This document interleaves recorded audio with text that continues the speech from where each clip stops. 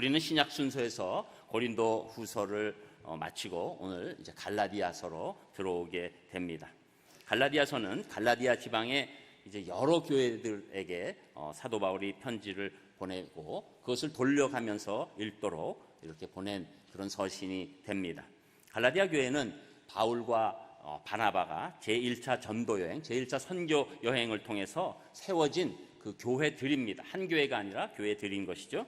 그래서 갈라디아는 옛 소아시아, 지금 터키 지방을 중심으로 하는 그 중앙부에 자리 잡고 있던 지방의 이름이 됩니다. 그래서 사도 바울이 1차 전도 여행 때 선교했던 비시디아 안디옥과 이고니아, 루스드라, 더베 이 네 도시를 가리킨 것으로 봅니다.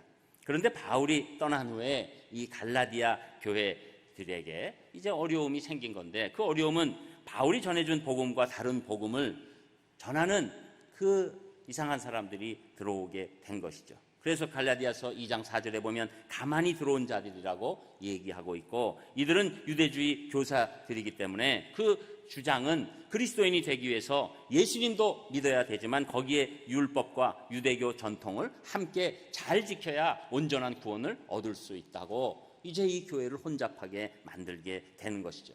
특히 유대인만 하고 있는 할례까지도 받아야 된다는 그런 얘기를 하면서 점점 이제 이 갈라디아 교인들이 그 교사들의 가르침을 받는 과정 가운데서 신앙이 어려워지고 피폐해지고 그리고 아주 이 뭔가 억압된 것 같은 안타까운 모습으로 바뀌는 그래서 믿음으로 나가야 될 텐데 떠나는 그런 모습이 되게 된 것이죠.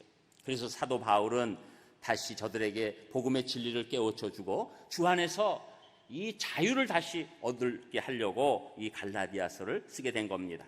그래서 이 갈라디아서를 자유의 대헌장이라고 부르기도 하고 또 로마서의 축약본이다라고 말씀하기도 합니다. 그래서 여러분 제가 로마서도 강의를 했지만 그 위에 오신 분들은 또 로마서의 축약이 되니까 또 여러분들이 이렇게 듣는 귀한 기회가 되기를 바라는 것이죠. 자, 그래서 오늘은 본문에서 이제 참된 복음에 대해서 네 가지로 사도 바울은 말씀하고 있습니다. 첫 번째로는 참된 복음의 이 특징이 은혜와 평강이 있다고 말씀하는데 그 말씀이 1절에서 3절까지 나옵니다. 1절에서 3절까지 여러분 읽으셨지만 또 한번 우리 함께 읽겠습니다. 1절 시작. 사람들에게서 난 것도 아니요 사람으로 말미암은 것도 아니요 오직 예수 그리스도와 그를 죽은 자 가운데서 살리신 하나님 아버지로 말미암아 사도된 바울은 함께 있는 모든 형제와 더불어 갈라디아 여러 교회들에게 우리 하나님 아버지와 주 예수 그리스도로부터 은혜와 평강이 있기를 원하노라. 아멘.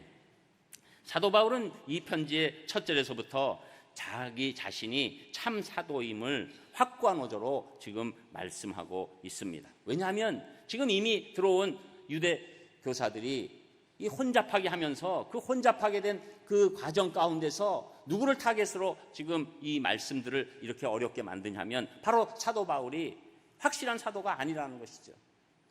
예수님의 11제자는 예수님과 함께 있었지만 사도 바울은 우리가 알 수가 없다 이렇게 얘기하면서 공격하는 것입니다. 그랬을 때 사도 바울은 이 사도직은 사람으로 말미암은 것이 아니다. 이 사도직은 오직 예수님과 그를 죽은 자 가운데서 살리신 하나님으로부터 말미암아서 된 사도직분이다 라고 담대히 먼저 선포하는 것이죠. 예수님이 살아계실 때 이 공생의 기간 그때 있었던 그런 사도직은 아니지만 사도 바울은 다메섹으로 가는 길 가운데 빛 가운데 나타나신 예수님으로부터 직접 사도의 직분, 특별히 이방인을 향한 사도의 직분을 받은 것이기 때문에 사도 바울은 이 문제에 있어서 당당하고 하나님 안에서의 놀라운 체험 가운데 이렇게 자신 있게 말할 수 있는 것이죠. 이 차이점, 예수님이 살아계실 때냐 아니면 부활하신 이후냐 그 차이점밖에 없다라고 얘기하고 있는 것입니다. 그러면서 사도 바울은 이 편지 가운데 이 복음 안에 있는 참된 복음 안에 있는 성도들에게 가장 먼저 주고 싶은 것 그것은 하나님과 예수님이 주시는 은혜와 평강이 임하기를 축복하고 있는 것입니다. 여러분 오늘도 여러분에게 큰 은혜와 평강이 있으시기를 주님의 이름으로 축복합니다. 이 은혜와 평강, 여러분 이 은혜와 평강은 인간이 참된 복음을 통하여만 하나님으로부터 받을 수 있는 가장 큰 복이 되는 것입니다. 이 은혜와 평강은 세상에서 절대 줄 수가 없는 것입니다. 이 은혜와 평강은 오직 참된 복음으로부터 나오게 되는데, 사도 바울은 이미 우리의 구원이 오직 예수 그리스도의 십자가를 통해서 나타난 그 하나님의 은혜라고 밝히고 있는 것이죠. 은혜라는 것 한마디로 받을 자격이 없는 이들에게 베풀어 주시는 조건 없는 사랑이요 선물이 되는 것입니다. 여러분, 우리는 자격이 없었습니다. 우리는 구원받을 자격도 없고 하나님의 자녀가 될 자격도 없었습니다. 그러나 하나님께서 우리에게 먼저 찾아오시고 우리를 먼저 선택하시고 우리에게 은혜를 베풀어 주셨기 때문에 그 은혜 가운데서 예수 그리스도의 십자가가 믿어지게 된 줄 믿습니다. 그래서 은혜는 우리 신앙을 여는 열쇠가 되는 것이죠. 은혜 없이는 우리는 예수 그리스도를 절대로 믿을 수 있는 존재가 못 됩니다. 은혜 없이는 우리는 살 수 없는 것이죠. 그래서 먼저 은혜를 말씀합니다. 결국 우리가 행위로는 의롭지 않은데도 불구하고 우리를 사랑하시는 하나님께서 예수 그리스도의 십자가를 믿음으로 말미암아 우리를 의롭다고 여기시는 놀라운 구원의 선물을 거저 주셨다는 것이죠. 그래서 하나님께서 우리를 그 은혜로부터 놀라운 삶이 시작되게 인도하셨다는 것입니다. 여러분, 이 은혜가 구원받을 때만 필요합니까? 이 은혜는 계속해서 우리에게 필요합니다. 여러분, 지금 우리가 그냥 있는 것 같아도 사실은 하나님이 거저 주시는 선물 가운데 오늘도 주님 앞에 나와 있는 줄 믿습니다. 여러분, 한 가지라도 우리가 뭔가 제대로 맞지 않으면 이 자리에 있을 수 없는 거예요. 이 모든 것, 구원하신 은혜 가운데 또다시 주시는 놀라운 은혜가 우리의 삶을 다 감싸고 있기 때문에 그 은혜 가운데서 여기에 있는 것이죠. 그래서 이제 사도 바울은 갈라디아 교인들에게 먼저 은혜가 임하기를 원하고 그 다음엔 또 평강을 갖기를 원하는데, 이 평강은 십자가로부터 온 평강입니다. 십자가가 없으면 결단코 우리가 하나님과 화해할 수 없고 하나님과 평화를 누릴 수 없는 것이죠. 그러나 이제는 하나님과 평화를 누리고 그래서 그 평화로부터 온 평강이 우리 심령에 왔기 때문에 우리는 이제 새 삶을 평안하게 살 수 있습니다. 한마디로 구원을 보증받아서 이제는 아무것도 두려워하지 않으며 만족을 느끼는 놀라운 영혼의 상태로 들어오게 됐다는 것이죠. 여러분, 이 평강은 절대 세상의 어떤 것으로 공급해도 이 평강을 우리가 받을 수 없습니다. 이 평강은 죽음도 이 평강을 뺏어 가지 못합니다. 왜냐하면 이 평강은 십자가를 통해서 죄사함 받고 영생으로 이어지는 놀라운 평강이기 때문입니다. 그런데 여러분, 이 평강 후에도 또 하나님께서는 우리에게 계속해서 평강을 공급해 주십니다. 우리가 하나님을 사랑하고 하나님 말씀 가운데 거하고 찬송 가운데 거할 때 하나님이 주시는 놀라운 평강이 우리 가운데 임하게 되는 것이죠. 그래서 이런 그 심령의 은혜와 평강은 우리의 어떤 다른 요소로 이루어질 수가 없는 것입니다.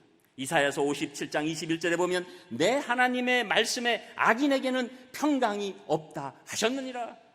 악인에게 이 평강은 절대 올 수 없습니다.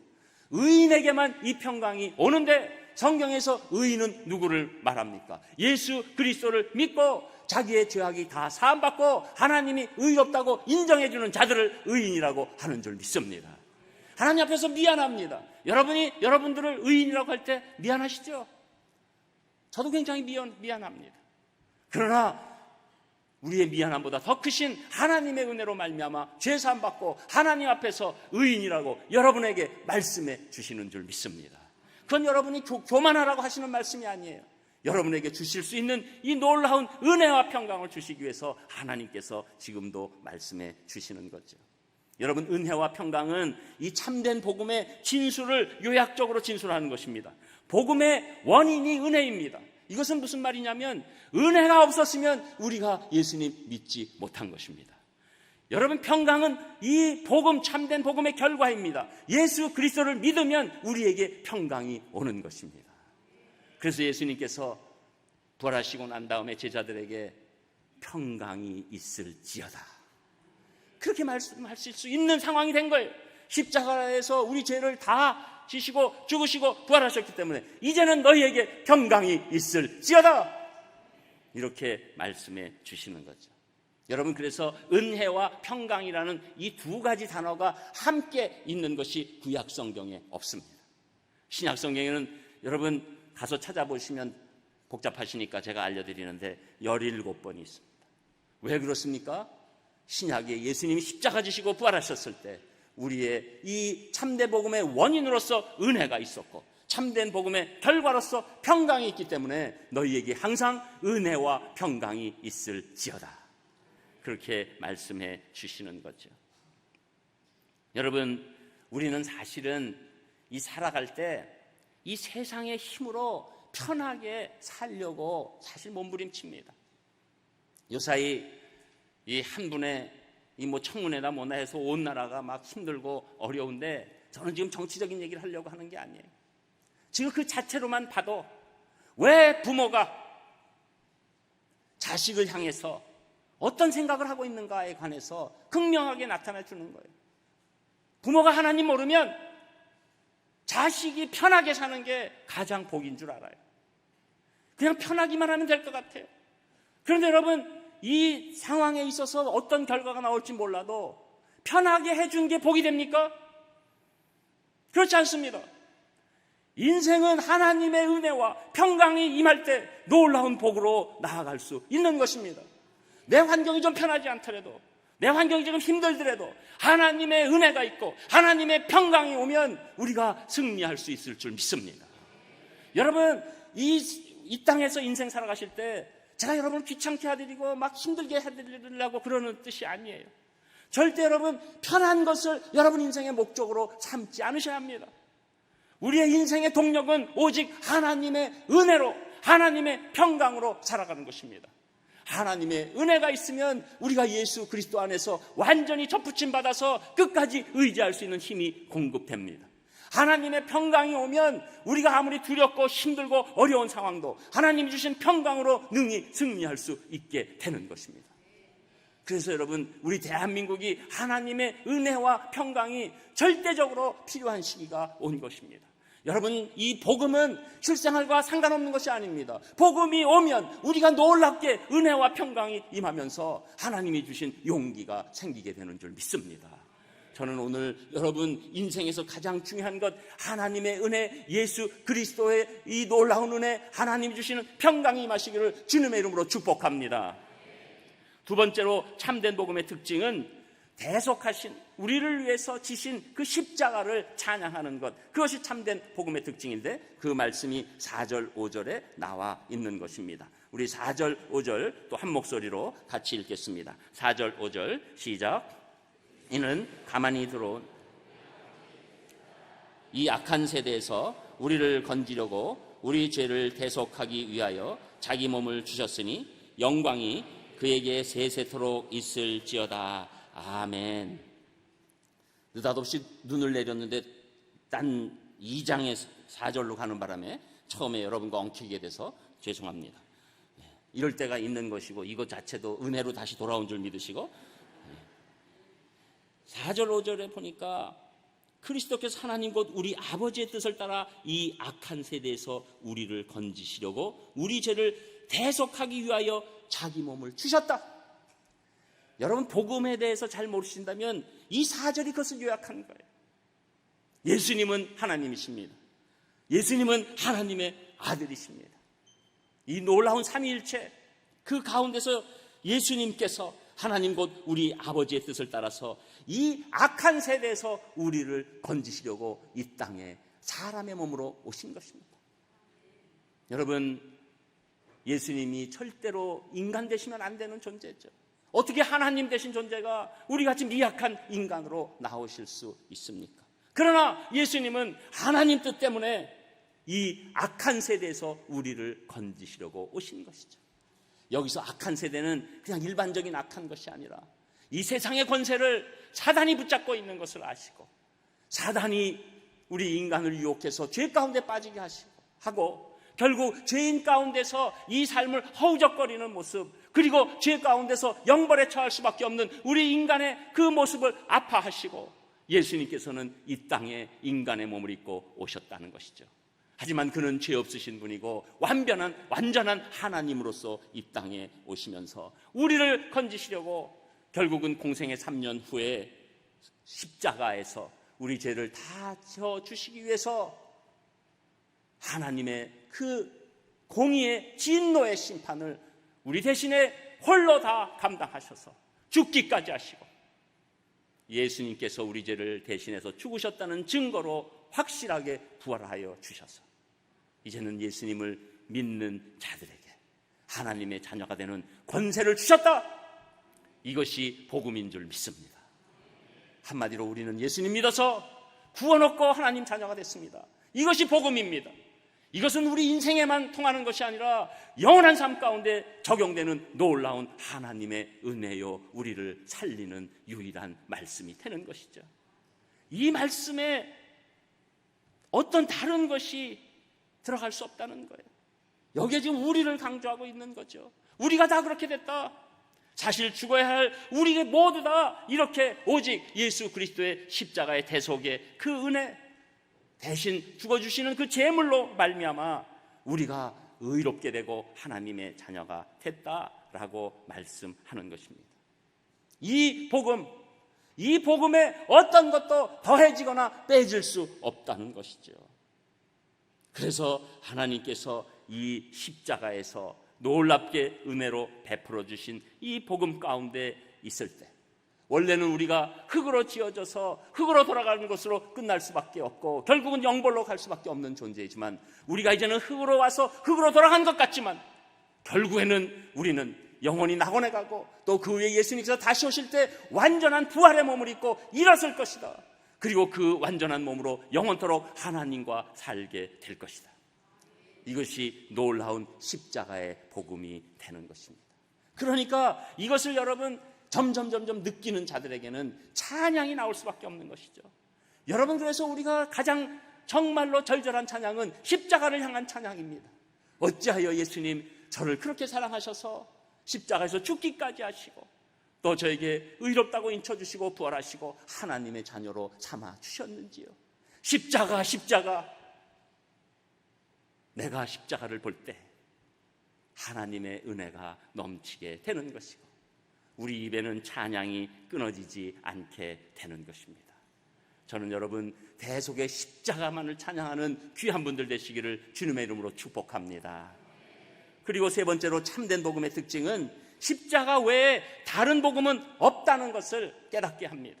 참된 복음이 오면 십자가 외에 다른 복음이 없다는 것을 알게 해주시는데 그 말씀이 6절 7절에 나옵니다. 우리 6절 7절도 같이 읽겠습니다. 6절 시작. 그리스도의 은혜로 너희를 부르신 이를 이같이 속히 떠나 다른 복음을 따르는 것을 내가 이상하게 여기노라. 다른 복음은 없나니 다만 어떤 사람들이 너희를 교란하여 그리스도의 복음을 변하게 하려 함이라. 아멘. 그리스도의 은혜로 너희를 부르신 이를 지금 갈라디아 교인들이 속히 떠났다는 거예요. 그리고 이 다른 복음을 이 갈라디아 교인들이 따르는 것을 이상하게 여긴다. 이거 속상하다는 거죠. 사도 바울이 전한 복음은 확실하게 4절의 말씀처럼 늘 일정하고 똑같습니다. 십자가의 복음입니다. 그런데 이 유일한 복음이 이상하게 변질되기 시작했다는 것이죠. 갈라디아 교회에서는 이 복음에 추가로 율법이 필요하다고 하는, 또 거기다가 할례까지 받아야 된다는 거짓 유대 교사들에 의해서 미혹되고 말았습니다. 여러분, 다른 복음의 특징이 뭐냐면 예수님의 십자가와 대속과 부활을 대놓고 부인하는 것은 아니지만 거기에 다른 것을 추가하기 시작합니다. 그러니까 자꾸 참된 복음을 희석하는 거예요. 참된 복음을 자꾸 다른 것으로 바꿔놓는 그런 일들이 일어나는 것이죠. 여러분, 뭐든지 추가하게 되면 맛이 달라지는 것이죠. 여러분, 그래서 제일 미식가는 그 원래 있는 음식을 그대로 먹는 사람이 미식가입니다. 그런데 거기다 자꾸 뭘 넣게 되면 이게 나중에 보면 뭐가 된지 아무도 모르는 것이죠. 설렁탕 먹을 때 깍두기 국물을 많이 부시는 분이 있어요. 나중에 보면 이게 설렁탕이 아니라 완전히 깍두기 국물만 먹게 되는 일이 일어나는 것이죠. 여러분 어떤 스파게티도 있는데 치즈가 좋아가지고 치즈를 왕창 갖다 부으면은 이게 피자가 됐는지 스파게티가 됐는지 모르게 되는 것입니다. 여러분 우리 생각에는 무엇을 얹으면 좋을 것 같지만 얹으면 변질되는 것이죠. 여러분 복음도 똑같습니다. 여기에 지금 갈라디아에 있는 거짓 선생들은 추가한 거예요. 율법을 너희가 지켜야 된다. 여러분 율법이 나쁜 것이 아닙니다. 그러나 나쁘지 않은 것이라도 추가하니까 다른 얘기가 되는 것이죠. 여러분 이단이라는 뜻도 여러분 확실하게 아셔야 돼요. 이단은 우리가 표현할 때 타종교를 얘기하는 게 아닙니다. 성경을 기준으로 가졌는데 하나님의 뜻을 바꿔놓는 것을 이단이라고 얘기하는 것이죠. 그래서 많은 이단들이 결국은 예수 그리스도의 십자가의 복음을 아예 없애버리고 교주의 복음으로 바꿔버리는 것입니다. 우리가 지금 대한민국 안에서도 이 이단들이 얼마나 횡행합니까? 신천지가 그렇습니까? 안상홍 증인회라는 하나님의 교회가 그렇습니다. 요새 하나님의 교회가 신천지보다도 더 횡행해서 얼마나 많은 이 기독교 우리 성도들을 데려가고 얼마나 많은 자산, 심지어 이제 교회들을 인수합니다. 재정적으로 어려운 교회들의 건물을 인수할 때 보면 여러분 가서 보세요. 하나님의 교회가 들어와 있는 게 굉장히 많아졌어요. 이단이죠. 통일교, 지난번에 큰 문제를 일으켰던 구원파, JMS, 완전히 이것은 성경을 기준으로 한다고 하지만 덧붙이는 것뿐만 아니라 왜곡시켜버리고 완전히 이 복음의 진리를 없애버리는 일로 바꿔놓습니다. 그런데 여러분 더 조심해야 될 것이 있어요. 우리 아예 이단이라고 그러면 그런데 우리가 정규교회 안에서도 조심해야 될 부분이 있습니다. 여러분 사실 요사이 한국교회에서의 이 어려움은 복음에 다른 것을 추가하기 때문에 어려워지는 거예요. 대표적으로 이 자유주의 신학이 있습니다. 인본주의 이 신앙이, 이 사상이 지배하는 신학이에요. 모든 중심이 인간입니다. 그래서 인간의 잣대로 성경을 해석하고 십자가를 바라보기 때문에 기적을 웬만하면 용인하지 않습니다. 인간이 하나님보다 더 결국은 소중한 존재가 돼버리고 인권이란 이름으로 인간의 죄인됨을 무력화시킵니다. 여러분 인권이 나쁜 것입니까? 그러나 복음에 더해질 때 이 복음을 흐트러 버리게 되는 것이죠. 인간은 하나님께서 가장 특별하게 창조하신 존재이므로 당연히 존귀함의 여김을 받아야 하지만 하나님보다 더 높아질 수 없는 것입니다. 그래서 우리는 자유주의 신학이 위험하다고 얘기하는 것이고 또한 복음에 성공을 더한 번영 신학이 있습니다. 예수님 믿으면 세상에서 성공하고 부해지고 병 고치고 잘 살게 된다는 것입니다. 그러다 보니 하나님보다 이 땅의 세상에서 성공하고 부해지고 병 고쳐지는 것 더 중요하게 느껴지는 것이죠. 저는 여러분들 부해지는 것을 제가 원치 않는 사람이 아니고 여러분이 건강하지 않은 것을 원치 않는 것이 아니고 여러분이 어떤 것들이 일이 잘 돌아가는 것, 성공하는 것을 원치 않는 사람이 아닙니다. 그러나 그것이 아무리 우리에게 좋은 것을 공급할지라도 하나님 위에 올라갈 수 없는 것이고 십자가 위에 올라갈 수 없는 것입니다. 여러분 이것이 복음이에요. 복음은 어떤 것도 그 위에 올라갈 수 없는 것이죠. 여러분 또 해방신학이라는 것이 있습니다. 이것은 약한 자들을 돕기 위해서 우리가 투쟁하고 그리고 그 사람들을 해방시켜야 된다. 그렇기 때문에 어떤 것보다도 이 투쟁과 어떤 모든 것들이 합리화되어야 된다고 말씀하는 신학이 되는 것이죠. 여러분 약한 자를 돕는 것 너무나도 소중한 일입니다.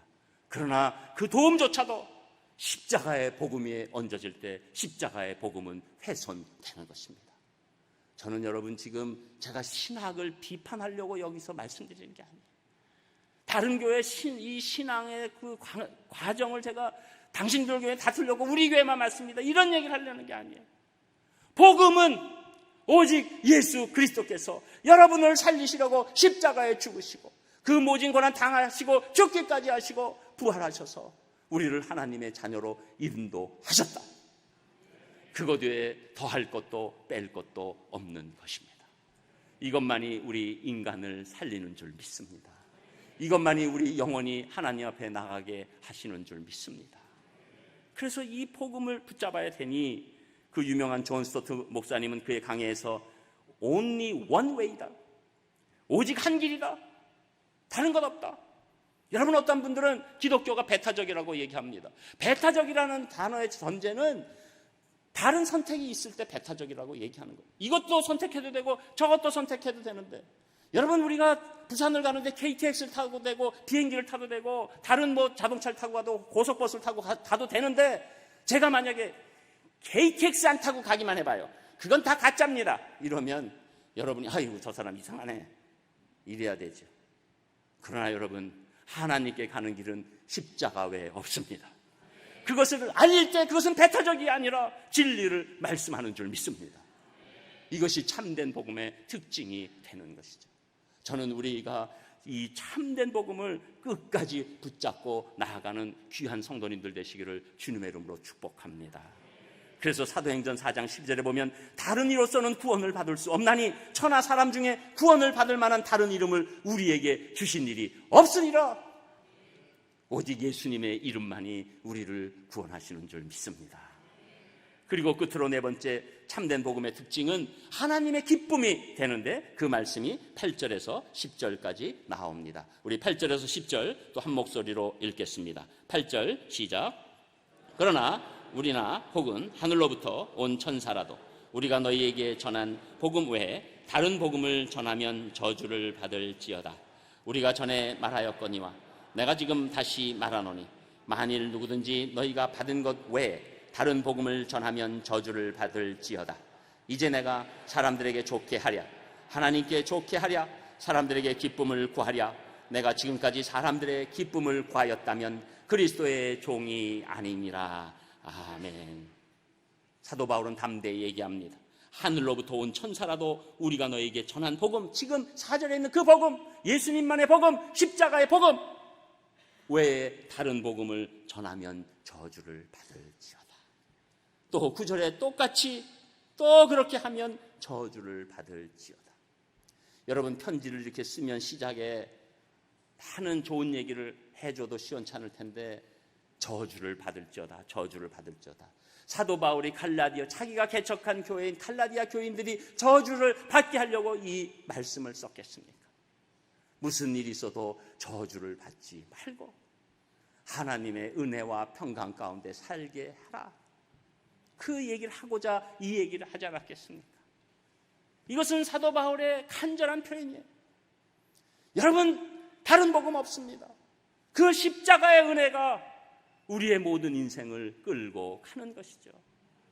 그러면서 절대로 그 복음에서 떨어지지 말라고 간절히 얘기하고 있으면서 결국은 이 말이 잘못되면 사람들에게 좋게 하지 않는, 갈라디아 지금 이 속아 있는 사람들에게 시험거리가 되는 그런 일이 될지도 모르겠다라고 얘기하고 있는 것이죠. 여러분, 오늘도 제 말씀 가운데 어떤 분은 이건 뭐지? 이렇게 생각하는 분도 있을지 몰라요. 그런데 사도 바울이 이렇게 말씀했기 때문에 저도 용기를 얻어서 과감하게 우리가 복음에 관해서 어떻게 나아가야 될지, 어떤 분들이 기분이 나쁘고 어떤 분들이 시험에 드는 한이 있어도 그것은 일시적으로 뚫고 가야 될 길이기 때문에 끝까지 이 참된 복음을 전해야 한다, 그 생각이 있는 것이죠. 여러분, 이 말씀은 우리 신앙생활하면서 사람들에게 절대 기쁜 일 하면 안 돼, 이 얘기 아닙니다. 그래서 어떤 분들은 이 구절을 잘못 읽어가지고 무슨 일만 하면 막 부딪히면서 내가 사람들한테 기쁘게 할 수가 있어? 하나님께 기뻐해야지 하고선 한마디로 하면 지멋대로 하고 시험 들게 하고 쓰러지게 하고, 그런 뜻이 아니에요. 참된 복음 앞에서는 이 복음을 집중하고 이 복음을 수호하고 이 복음을 사수하고 이 복음을 생명처럼 알기 위한 그 과정에서 사람들에게 어떤 지적을 당하고 공격을 당할지라도 나는 하나님의 기쁨을 위해서 이 복음을 지키겠다는 것입니다. 사도 바울이 사람으로부터 오는 기쁨을 기분 나빠하는 게 아닙니다. 사람으로부터 오는 기쁨이 얼마나 큽니까?